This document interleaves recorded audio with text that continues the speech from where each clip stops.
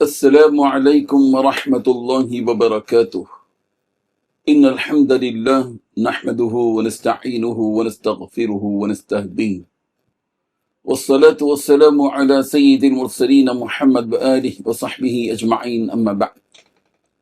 حاضرین و ناظرین، یہ درس قرآن نمبر 294 ہے اور آج سورہ آل عمران کی 2 آیتوں کی تلاوت اور تشریح کی جائے گی، آیت نمبر 124 اور 125۔ اعوذ باللہ من الشیطان الرجیم، بسم اللہ الرحمن الرحیم۔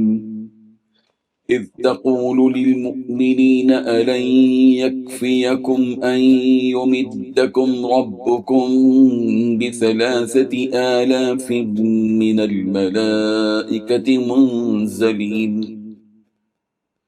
بلى إن تصبروا وتتقوا ويأتوكم من فورهم هذا يمددكم ربكم ب5 آلاف من الملائكة مسومين صدق اللہ العظیم۔ لفظی ترجمہ یوں ہی، اذ تقول، جب آپ کہتے تھے، للمؤمنین، مؤمنوں سے، الن یکفیکم، کیا کفایت نہیں کرے گی تمہیں، ان یمدکم، یہ کہ مدد کرے تمہاری، ربکم، تمہارا رب، ب3,000 من الملائکہ، 3,000 فرشتوں کے ذریعے جو منزلین، اتارے گئے ہیں آسمان سے۔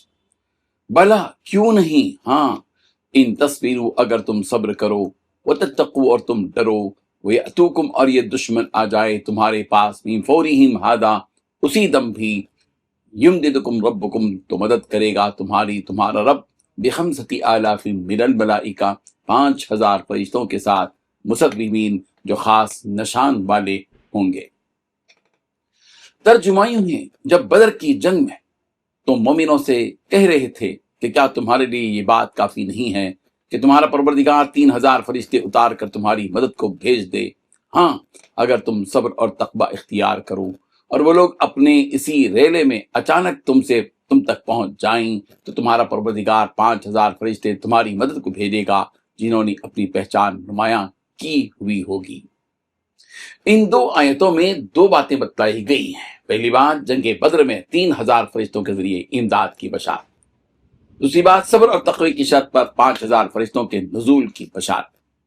بزرگان محترم، جنگ بدر میں شروع میں 3,000 فرشتوں کے ذریعے مسلمانوں کی مدد کی بشارت دی گئی تھی، لیکن بعد میں صحابہ کرام رضی اللہ عنہم کو یہ اطلاع ملی کہ کرز بن جابر نامی دشمن اپنا لشکر لے کر مکے کے کافروں کے ساتھ فوج میں شامل ہونے کے لیے آ رہا ہے۔ فرشتوں کافروں کی تعداد پہلے ہی مسلمانوں سے 3 گنا زیادہ تھی۔ جب کافروں کے مزید لشکر کے آنے کی اطلاع ہوئی تو مسلمانوں کو تشویش ہوئی۔ مسلمانوں کی اس تشویش کی وجہ سے یہ وعدہ کیا گیا کہ اگر کرز بن جابر کا لشکر اچانک آ بھی جائے تو مسلمانوں کو گھبرانے کی کوئی ضرورت نہیں ہے۔ ہم نے پہلے 3,000 فرشتوں کے بھیجنے کا وعدہ کیا تھا، ہم اب 5,000 فرشتے بھیجیں گے، لیکن چونکہ کرز بن جابر کا لشکر نہیں آیا، اسے 5,000 فرشتوں کے بھیجنے کی نوبت ہی نہیں آئی۔ جنگ بدر میں چونکہ فرشتے آئے تھے، انہوں نے جنگ میں حصہ لیا اور مسلمانوں کو ہمت دلائی اور ان کو ثابت قدم بھی رکھا۔ بعض مفسرین نے 5,000 کے لشکر کی آمد بھی نقل کی ہے۔ چنانچہ حضرت قتادہ رضی اللہ عنہ کا یہ قول معالم التنزیل نے نقل کیا ہے کہ مسلمانوں نے جنگ بدر میں صبر اور تقوی اختیار کیا تو اللہ تعالیٰ نے ان پر 5,000 فرشتے نازل فرمائے۔ یہاں فرشتوں کے سلسلے میں لفظ مسومین کا لفظ استعمال کیا گیا اور یہ بتایا گیا کہ جن فرشتوں کو جنگ بدر میں بھیجا گیا تھا وہ نشان لگے ہوئے تھے۔ حضرت ابن عباس رضی اللہ عنہ فرماتے ہیں کہ فرشتوں کی نشانی یہ تھی کہ وہ سفید پگڑیاں باندھے ہوئے تھے جن کے شملے کمروں پر ڈالے ہوئے تھے۔ اسی واقعے سے متعلق سورہ انفال میں اس بات کی وضاحت بھی کی گئی کہ ان فرشتوں نے عملاً جنگ احد میں حصہ بھی لیا۔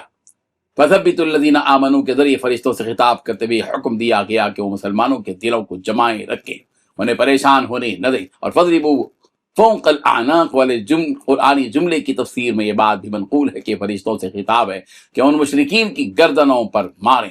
فرشتوں نے جنگ میں عملاً جو حصہ لیا، اس سلسلے میں کچھ احادیث بھی منقول ہیں۔ ایک فرشتے نے کسی مشرک پر حملہ کرنے کا ارادہ کیا تو اس کا سر خود ہی بدن سے جدا ہو گیا۔ بعض صحابہ کرام رضی اللہ عنہم نے حضرت جبرائیل علیہ السلام کی آواز بھی اس موقع پر سنی، اور بعض صحابہ کرام رضی اللہ عنہم نے بعض فرشتوں کو اپنی آنکھوں سے دیکھا۔ بہرحال مسلمانوں کو یہ بتلانے کے لیے کہ فرشتے بھی ان کے ساتھ ہیں، فرشتوں نے کچھ ایسے بھی کام کیے جس سے محسوس ہو کہ وہ یقیناً شریک ہے۔ رب ذوالجلال ان آیات کو سمجھنے کی اور ان پر یقین رکھنے کی توفیق عطا فرمائے۔ آمین۔ وآخر دعوانا ان الحمدللہ رب العالمین۔ ڈیلی درس قرآن کو سبسکرائب کیجئے، اپنے تاثرات اور مشورے ارسال کیجئے، اور متعلقین کے گروپ بنا کر انہیں روزانہ درس قرآن بھیجیں اور اجر ثواب پائیں۔